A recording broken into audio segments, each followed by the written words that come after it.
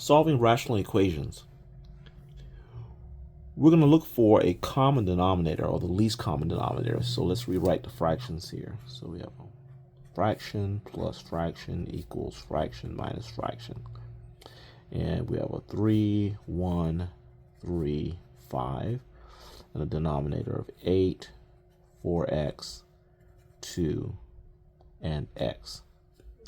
Now, let me note that you can see all the coefficients here, the 8, the 4, the 2. Looks like x doesn't have a coefficient. It is an understood 1.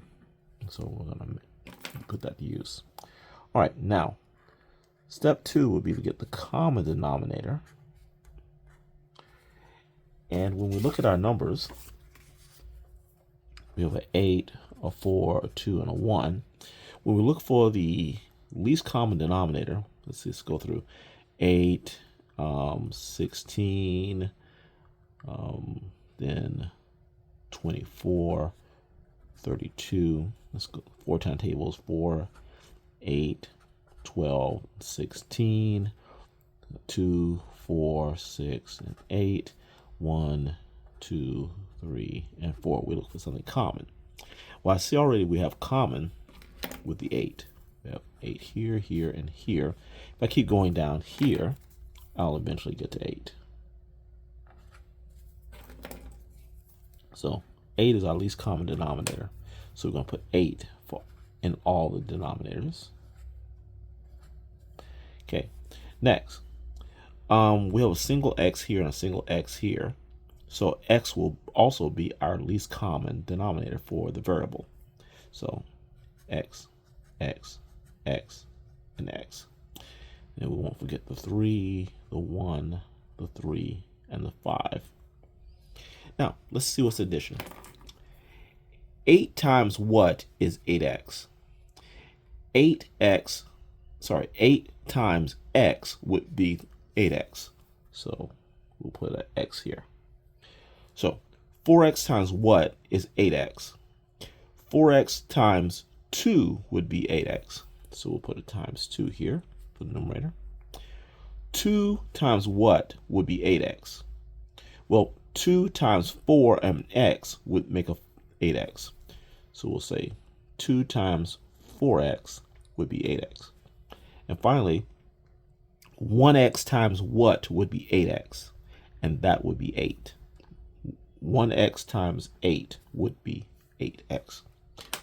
Now that we have common denominators, we can now narrow everything down to just the numerators. So 3x, 3 times x is 3x. The plus, 1 times 2 is 2. The equals. 3 times 4x is 12x. The minus. And 5 times 8 is 40. We don't need the denominators anymore. We can simply solve for the x here. All right, so we're going to, I want to have all my x's on this side, so let's get rid of the 3x. So subtract 3x here. Where we do to one side, you do to the other. And so now this cancels, and we get 2 equals 12x minus 3x gives us 9x minus 40. Then from here, we're going to get rid of the solve for x, isolate the x. We're going to get rid of the minus 40 using a plus 40. Then a plus 40 here. And we'll end up getting 42 equals 9x. Now from here, I'm going to divide both sides by 9. And we're going to end up getting a 42 over 9. And that's going to equal 1x. Okay. Now we don't necessarily need the 1. Just to show you that the 9 didn't just disappear. But 9 divided by 9 is 1. And the 1 could be understood. But this can be simplified by dividing everything by 3. So let's simplify this. So 3 goes into 4 one time. You have 12 left over. And 3 goes into 12 4 times. And 9 divided by 3 is 3. So x equals 14 over 3.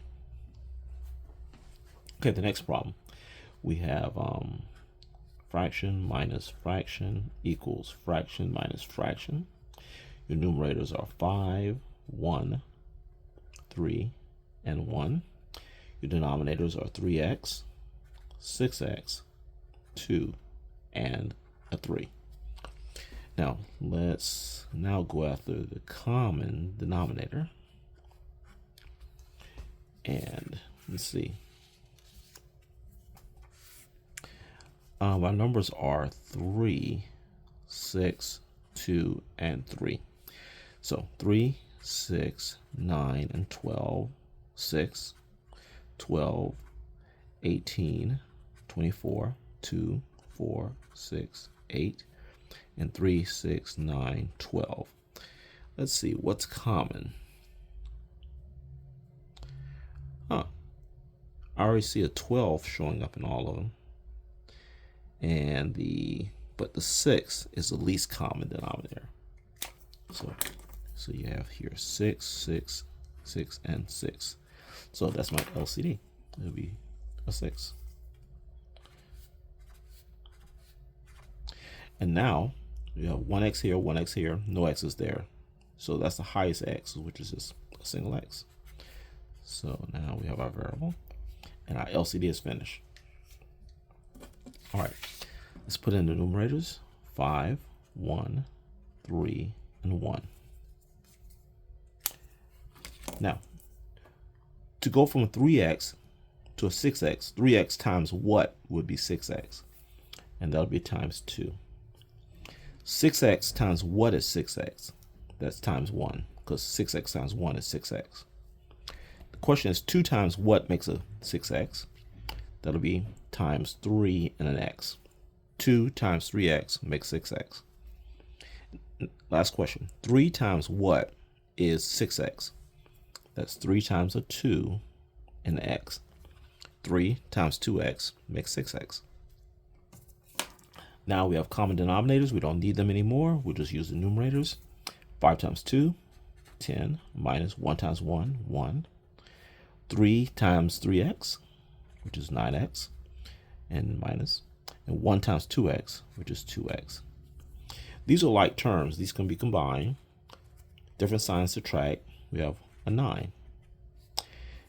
And here, same sign. I'm sorry. These are like terms, so these can be combined. Different signs subtract, so we'll get a 7x, positive 7x. Then I'm going to divide this by 7, this by 7. We'll get a 1x and a 9 over 7. The 1 is understood, so we can just simply write that as x equals 9/7, and 9/7 does not need to be simplified.